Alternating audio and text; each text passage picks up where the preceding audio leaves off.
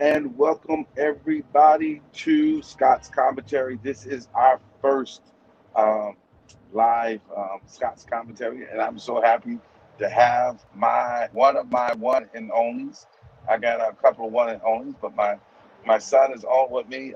Pastor Lee Scott, it's good to have you with us. And today we're going to have a wonderful time. As you guys can see, I am in our mobile office, and we're traveling. We're going to Tulsa, Oklahoma, doing God's business there in Tulsa. And we're just so excited to have you with us on Scott's Commentary. And we're going to look to stir up some wonderful thoughts today. And we're going to be bringing on some friends with us shortly to talk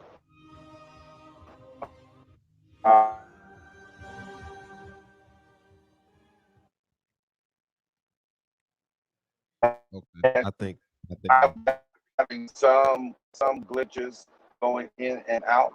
So Lee, how you doing today? I'm doing well, Bishop. Glad to see you. Still traveling in the mobile office, still going strong. Um, yeah, very exciting show for today. Interested to hear Bishop's thoughts and his guest thoughts on what we got coming up. So, uh, would you like me to introduce our thoughts, or you want to do the honors, Bishop? No, you go ahead, Pastor Lee. Okay, all right. Well, um, today Scott's commentary is all about um Bishop's perspective and his mentality. We're gonna hear how his mentality sounds about churches closing in the pandemic. Um, as a good thing, bad thing, the responsibility of it as a pastor. And then we'll bring in some other people, their perspective as well. Bishop's been doing a very, very unique thing in sharing his worship services with other churches that have had to close. So we're going to hear exactly why he's doing it, and yeah, it should be great. Well, I think it's a topic worth talking about, Pastor Lee, and I think everyone should be um, just in tune with where we are today, how the pandemic impacting the church, and where the church is moving to. I think um, it's just a thought that should be on the hearts of believers, where we are moving to, what's next in the church. So we in December we got a notice at one of our churches in Kentucky. The governor asked everybody to shut down again, um, and they asked us to shut down to December the 13th. So I called our campus pastor there and our executive pastor in Kentucky, and tried to find another way to bring them in worship with us. And I saw one of our members from Kentucky. It's good to have you on, Sister Jones. It's good to have you with us. We pray you can kind of let us know how it's been working for you. But we combined our worship service with the Nortonville Church and our main campus of another church in St. Louis, and we did it virtually. And we started having church together. And we brought in a guest speaker last week. The first week, our campus pastor spoke, and we just been worshiping together, trying to find a way to um, kind of broaden our resources and kind of come together as a body of Christ during this pandemic, that we are serving everyone in worship. And so I think we are in a unique situation.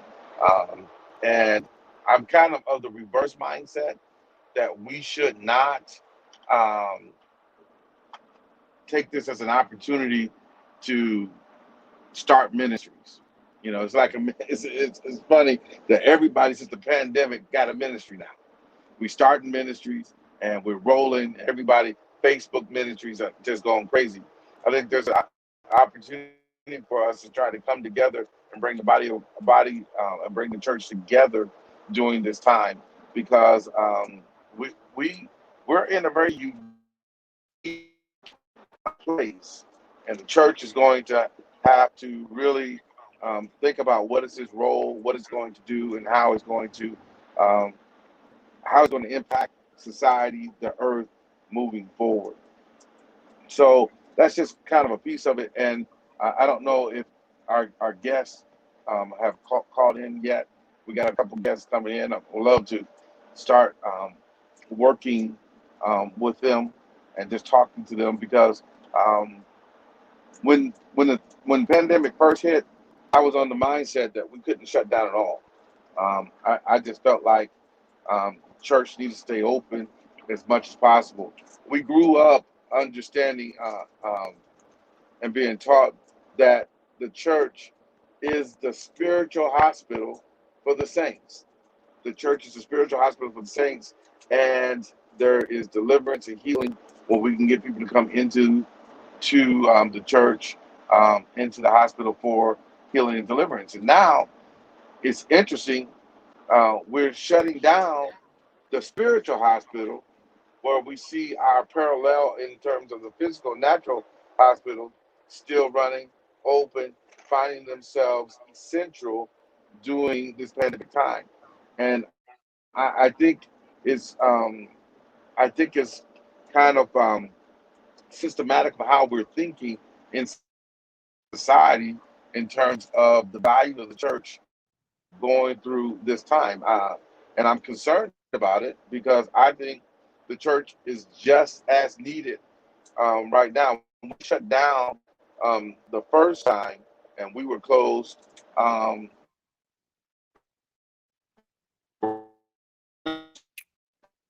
Bishop, yeah, I think you are and breaking up right now. Can you continue that thought, or if you cannot, you go ahead, Pastor Lee. Um, I was saying that I definitely agree with you. The hospitals are now essentially at capacity with this COVID-19 pandemic that we find ourselves in, and it is very, very, I think, indicative of the times that we're in, that we will acknowledge the natural pandemic, but ignore or somewhat brush aside the spiritual pandemic that comes along with that as well. There is a spiritual need uh, that people have, and when the church closes, um, they don't get served, just like if a natural hospital was closed, they don't get served. Um, and we have to deal with the detrimental effects of of that after. You know, depression goes up, suicide goes up, all of these things that we have to deal with on the back end. Um, However, we don't want to deal with the um, the truth that the church plays a role in the upbuilding of people's faith, the maintenance of people's hope, and the community that we're supposed to be moving forward. COVID-19 has isolated us and made a lot of people feel isolated in this pandemic, therefore very susceptible to the emotional wars that go on within each of us. So, can you continue your thought, Bishop? I think you're getting to a very, very good point.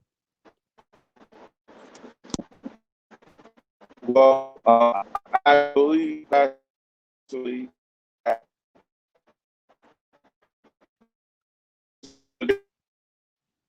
Well, I know you were getting to a good point, but that open road still is getting you, Bishop. Still getting. I'm, but I Well, uh, continue to try and talk to us, Bishop. But we're still getting broken up over on this end. Um, our moderator is our guest in yet? Our, so he's muted. But am I am we have a guest coming on with us now. yes, sir, he will be on shortly. He'll be on shortly. We are still getting his sound in, getting his sound Okay, situated, but we but have a like I was saying, I believe God is going to do some of His greatest work right now during the pandemic. We have to make ourselves available. Yeah, yeah, I totally agree with that. Totally agree with that. And then as soon as we get Bishop some good Wi-Fi and some good you said boost mobile pay. Okay, all right. Uh God bless you. Um Diamond, what's up? Oh, it's so good to see you. So good to see you. Diamond's been a day one, a A1 since day one. Um yeah, is our guest in yet? Our guest is being told that he needs to unmute himself. We can't do it on this end. Um, but as soon as he does that, we'll be ready to put him back in. Bishop is back. There we go. There we go. Looks better. Go ahead. Yeah, Faye, I need to go Boost Mobile because my or get by that tower that you was at when you was on live with Six and Stones the other day. That tower was very powerful. Maybe we got to find the tower roadside in a second. But I just believe that God is going to do some of His greatest work. But if we're not available to go out and do it, it's going to be very, very. The church is going to be um, at a deficit. Um, it's amazing to me how we don't understand that the gospel of Jesus Christ still need to be preached. Now, I understand we're using Facebook and like we're doing right now to continue to get the message out. But one of the things I've learned in my marketing class that the greatest form of marketing is one-on-one, face-to-face, person-to-person marketing. And so, if we really want to really disciple people in to Christ, it's still going to require us to get in front of the people face to face and to be able to love on them, to be able to love on them. Absolutely. Absolutely. So Absolutely. let's try to get our guest in. Okay. So do we have video? Do we have video on him? No. He still hasn't unmuted himself, Bishop. Still hasn't Okay. unmuted himself. So All he's right. having And some so technical pretty difficulties on his end. soon, our first guest, we're looking for Pastor Eric Battle to be able to join us. One of the great pastors here in St. Louis, Missouri, and we're going to be trying to get some other pastors on with us today to try to talk about um, how the pandemic is just simply affecting our society and affecting the church. Now, everybody, I understand this. There are pre-existing conditions and underlying conditions with, especially in the black community. We have them. I heard somebody tell me the other day, I'm not going out because I have a pre-existing condition. They said, "What is your pre-existing condition?" They said, "I'm black in America. That's my pre-existing condition, and I That's ain't going nowhere." So that's I true. get it. I get it. Um, but one of the things that I think everyone needs to realize, number one, we are in a pandemic. It is real. Um, we're well over 280, I believe, deaths in America, and the numbers are growing. It is real, and so I think that we're trying to. Okay, we just hit a rough I don't patch want again. people to think that we're trying to put the church over people's lives because the Yeah, church is about lives. absolutely. Um, but I do want people to understand that when you start talking about your whole life and your spirit and your soul, that is just as important as your earthly existence. And so, and I believe it is my personal, while I use it, I'm grateful for it, it's my personal belief that Facebook has See, he was about to drop a nugget, and then that data demon just got him, just got him right. And I was waiting for it too. Facebook has, dun, dun, dun. Man. I don't know if we could see what Diamond has said. Diamond, You are absolutely right. If they can continue. Man. Okay. Well, we'll continue to try, Bishop. We'll continue to try. But yeah, you're still going in and out of our signal. But Diamond has said if sports can continue, congregation should continue. Yeah. Yeah, that's true. We should try. I think that every leader's responsibility is different. Because all right, Maria. Every leader's responsibility is different. Okay. If you as a leader in obedience to God has been told like you don't have it in you to close your doors, and you believe that you can responsibly continue to have a fellowship, I think that you should do that. But if mandates have come down that assemblies of, I guess, 25 or more or 50 or more are banned, and you got a church of 1,000 people, yeah, it's going to be tough to continue that. Just that 20% capacity, you're already 5 times over the limit, so it'd be hard for you to responsibly continue to do it. I think the responsibility of each leader is different. That goes along with their obedience and submission to God. Continue what you said. You said Facebook. We were ready for the nugget, and then dropped the ball. Thank you, Maria, for banning that spirit and that data demon. We're gonna be all right. Y'all keep binding them up here.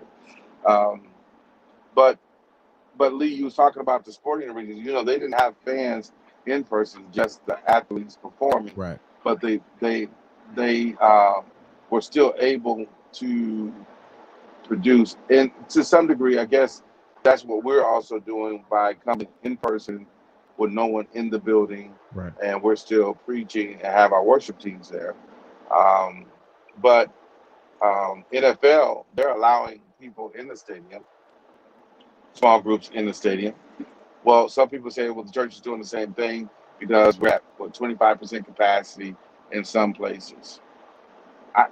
And I understand we're still trying to work around it. I really think my problem is the mindset of people of saying that is we don't need the church. The church building, the attack now is on the gathering of the church or the gathering of the saints as the church, and we have changed our narrative to says that, and we've always known this, that the building is not the church. The church was always the gathering of the people, Right. Right. and so we are now coming at the core of the church, which is the gathering of the people. Yeah. There is no true church without the gathering of the people. There is still proliferation of the gospel. We still can do that, but the church as we know it will not exist if the saints of God don't gather. That's really the challenge, and and and and really the mindset of the people as it relates to the church begin to shift to a necessity or non necessity, you know, essential or non-essential. Isn't it amazing that they have deemed the church in some cases to be non-essential? Right. Where when everything else pass away and you have to stand before your maker, it will be the works of the church and the discipleship of us as a church that will bring people into the cause of Christ.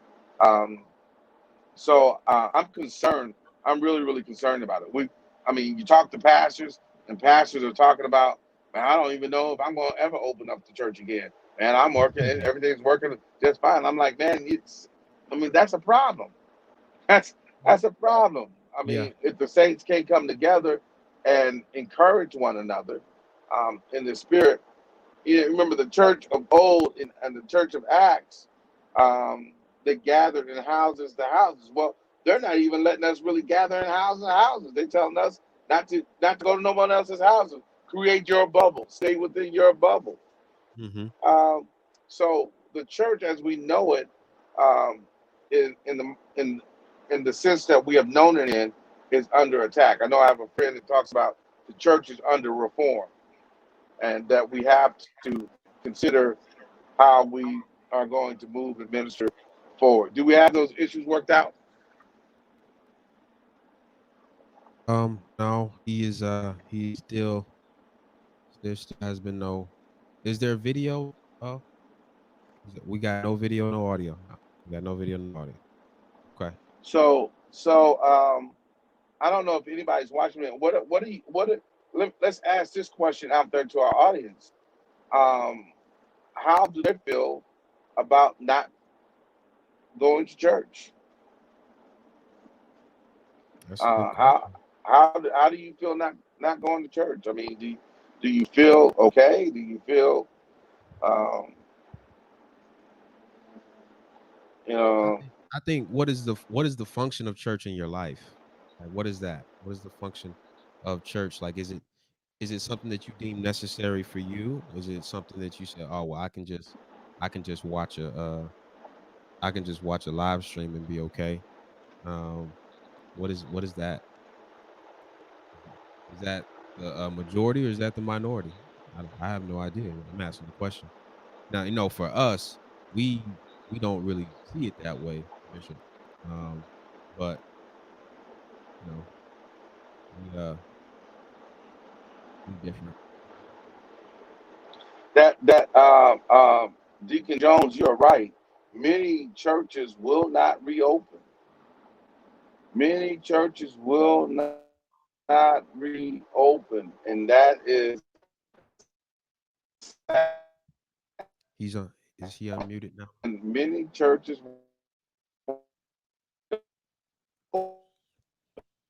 Oh, he's that he- the poor you have with you and the ability to go. oh, we're going through a tough rough patch again. Rough patch again. Let's continue to look at these things. See, I know of a church that at least 75 plus members and has not closed down since the pandemic.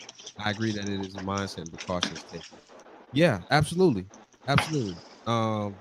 Depends on if the precautions are timely, if they're actually making a difference. Um, there are some churches that have closed that are not opening up because of past administration of the church. They weren't prepared um, to endure this longer series or this longer stretch with this longer stretch without meeting. So our we moderator, what's up? He's in. He can hear me. Okay, Pastor Battle, you can hear me. Cool. Um, it's great Can to have you can on. you guys hear me? Oh yes, we can. Thank Can you you. hear me? Yes, sir. Oh, good. Okay, I apologize. I was it was kind of difficult to hear in the beginning. I was receiving a lot of in and out audio, and Yeah, so that was I'm there. sorry I missed That my wasn't cue. just you. But That was I us have too, Pastor. okay. All right. I mean, I have been able to follow the discussion up until now, and I think that Bishop raised a lot of important key points. I particularly like the analogy he made about the hospitals and, of course, them being essential in this pandemic, and the church as a spiritual hospital is also essential. It's alarming and disturbing to hear the report that some churches are considering uh, full time online ministry, and even when the pandemic and the laws and rules change, not coming back to assemble together. I agree with the bishop that that's quite unsettling and disturbing. Our model, based in the Bible and Acts, is one of in-person worship. And so I don't think that we can do church in a long-term basis online. It requires in-person contact. And I mean, I understand obviously with the pandemic, that has been difficult and more difficult in some areas versus other areas. But when the pandemic is over, then by all means, and when churches that are in the hardest hit areas where the laws are a little stricter, and when the laws change, they should certainly seek to come back as the laws and the situation evolves. One of the things that was encouraging was a recent Supreme Court decision where um, I forgot which state it came out. I think it was New York, where basically the Supreme Court acknowledged that assembling is a protected First Amendment protected right. And so in that case, the governor of New York could not close churches altogether while allowing other stores and places like that to open. And so that was a welcome change. But I agree that we have to look at the church and define ourselves as essential. And if we don't see ourselves as essential, then how can we expect the governor or the society to see us as essential as well? But Pastor Battle, how do you see the spiritual impact of the believer being impacted with us not being able to come together? I mean, Well, Bishop, that's a great question. I think that we can, in the short term, I think that we will be fine in terms of if there are certain churches that had to close and they can open back up, then and I think they can get their rhythm back. They can, still have a sense of community. But the longer this pandemic goes on, and I think in the beginning of the pandemic, uh, no one thought that this thing would. Here we are approaching a year anniversary. No one thought that this would, extend beyond a few months because, initially they were saying a couple weeks, shut down for 6 weeks, 15 days, and so here we are at the 1 year anniversary almost, and for this time, there's some churches that have not come together for that whole year. It's been a year. And so as the days go on and weeks go on, then it becomes more dangerous and our situation becomes more dire. And so I think now, if what they're saying about the vaccine is true, that, in a couple months, they'll be able to ease restrictions and things like that, then, even those churches that have been closed can still come back and rebuild. But if it doesn't work out like that, if we're talking about another 6 months or a year of social distancing and closures, then pastors are going to have to make difficult decisions in terms of to stay closed and risk, possibly not having anyone to reopen with, or slowly and um, faithfully reopening and trying to salvage and save the community of the church.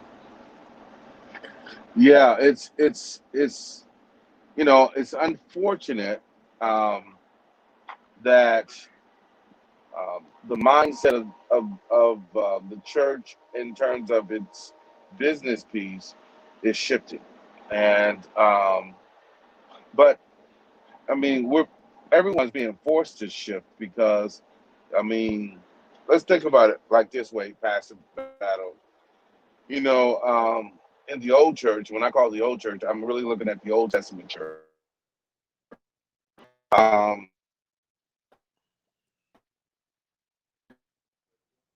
Yep, there he goes. Data demon strikes again.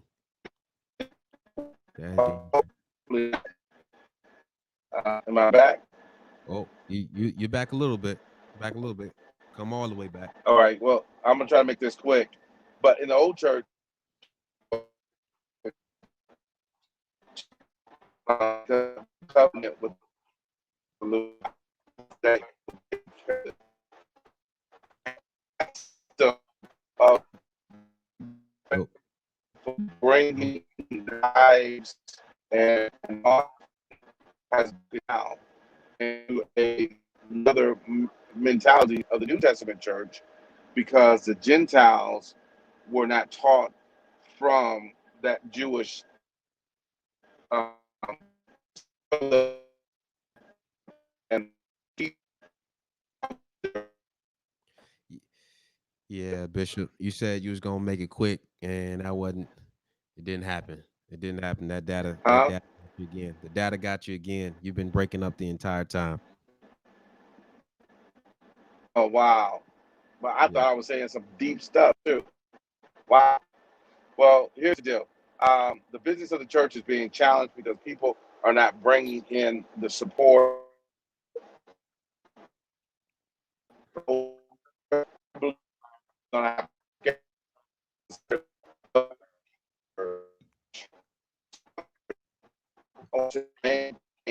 Churches now because if we're not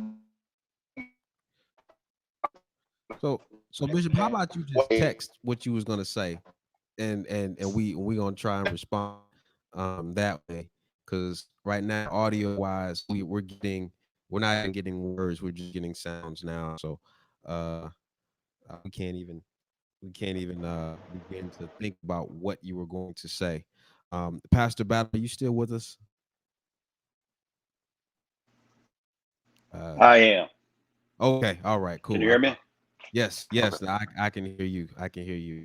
Um, but I really wanted to hear Bishop's proposal. I don't know what it was, and I dare not try to crawl into the annals of his mind. But uh,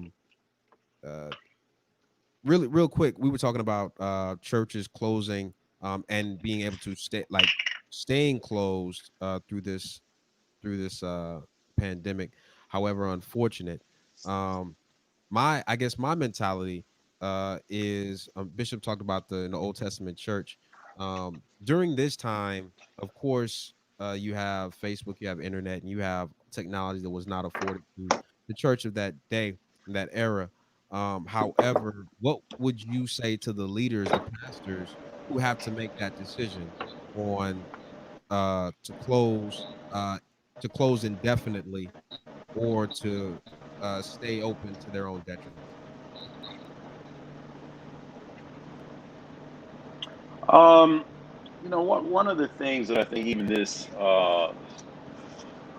forum kind of highlights is the fact that technology has certainly come a long way, but you know, online resources, internet, Facebook, YouTube, things like that.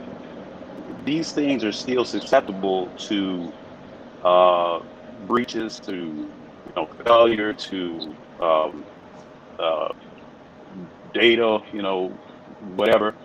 And so it's very resting the weight of the church solely on the back of the internet or solely on the back of our, online infrastructure. I think it's somewhat troubling because we're trusting that, AT&T and T and Charter and Comcast and all of the, major internet providers are actually going to be able to deliver, and we're going to be able to trust them to feed our people. Meanwhile, in for Zoom, for example, there's been cases of Zoom being hacked and all sorts of things taking place on Zoom, outages and things of that nature, which could seemingly get worse as we continue. And so, I think that putting the church or trusting just solely trusting on the online infrastructure for the church is a mistake, and not to mention the fact that the message we preach is a message that is prime for censorship. And there's already been cases in YouTube and Facebook where some of the things that we say that are not politically correct or not popular, can open ourselves up to censorship. And so even if the internet is up, that's not to say that some of our doctrinal positions won't be censored as we move forward. And the message we preach is really a message that is live. There's the old saying, the revolution will not be televised. And there's a lot of truth in that, Yeah. because there's some things that we say which are not, won't work on TV or won't fit on TV or won't even be allowed, on TV. And so that's another consideration that I guess as you talk about the possibility of churches just staying online, in that discussion. I think that, like Bishop said, that would be a mistake. Yes, sir. I believe that too. Bishop, can you test your mic for me? Yeah, I'm here. Yep, he's here. All right. We got about 2 more minutes, Bishop. So go ahead and get what you got. Well, I just think right now it's important for everybody to kind of bind together to make sure that the church stays alive. Um, and when I was talking about the old church, the point that I was really trying to get to is when people was not able to get to the temple in which they worship, the Bible says that they converted their tithe over to money so that they can bring it when it was time. What we're not doing, right? What as a whole, we're not supporting the the church in a way that it can maintain operations and be a blessing to people holistically.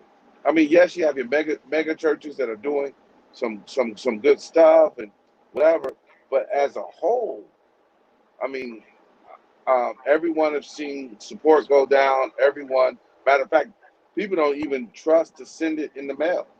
Everybody don't have technology, as Pastor Battle was talking about, to send it through um, um, those technology push pay, Giveify, text to give, and Cash App, and all these other things. And then when you give it in those means, everyone has to remember that there is a certain percentage of that that goes back to those agencies that are providing those services. And so the church then don't get the full offering that you intended to give. And so there's so many, I believe that this pandemic has exposed so many vulnerabilities just in the infrastructure of the church that we have to really look at, examine, so that we can be strong. Our our parishioners calling each other, we don't call each other because in the church we can't really give out people's phone numbers to each other. I mean, that's a problem.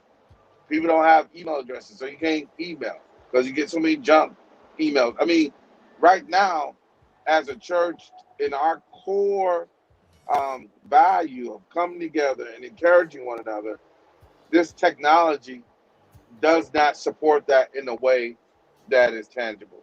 So, Pastor Battle, I mean, I'm with you. I know I really admire the work that you've done. I know you've worked hard to keep your doors open during this time, and you've done an outstanding job of doing that. Um, and we do want to listen. We're not saying keep our doors open as a rebellion to good sound information. We still have to work with our government officials. We still have to be leaders in that front, but we do it with the mindset of how do we still serve? How do we still keep our people connected, and so on and so forth. So, Pastor Battle, I don't know how you feel about it. I'm with you, man. I'm standing with you, trying to keep the doors open, and I know you're doing an outstanding job over there. Well, you raise a good point in terms of rebellion, and that's a key consideration that has to be made. And you're absolutely right. It's not a sense of just rejecting the science or rejecting the government officials, and having being sober minded and understanding that, like you said again, this pandemic is real. People have died. Many people have died because of this virus. So it's nothing to be treated recklessly or anything like that. And it is certainly not, something we shouldn't do just out of rebellion, but out of that sense, like you said, of coming together, and the importance of maintaining that fellowship. Yeah, and and our challenge is to keep our church together. You know, conquer is one of the old mottos of the enemy. If he could divide us and conquer us, well, our enemy, which is the adversary, Lucifer, Satan, he's trying to do that to the church, divide and conquer. And so we got to try to find a way to keep our people together, keep them strong. And I also believe, Pastor Battle, that we have to do more things together as churches as much as possible, so that the weight of everyone trying to do all the social media and all this producing and stuff doesn't just fall on. I mean, we can combine our resources to keep our families together. This is the time for the church to come together. And this is not a time for us to be independent. This is time for us to come together and really work together to change lives and impact the world in a way where people can see Christ. I agree, Bishop. I agree. And we are out. I agree too. We are out of time. I really, really wish we could continue, but we cannot.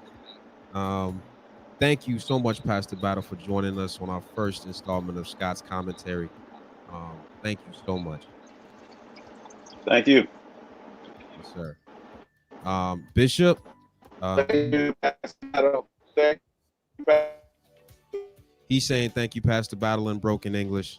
But we got to get out of here. Thank you guys, everybody, for tuning in to our first installment of Scott's Commentary. This will be a weekly thing at 1 p.m. So looking forward to this podcast. Tell your friends, grab your neighbor, tell your neighbor that Scott's Commentary is at 1 p.m. All right. Thank you guys so much. And until next time, God bless.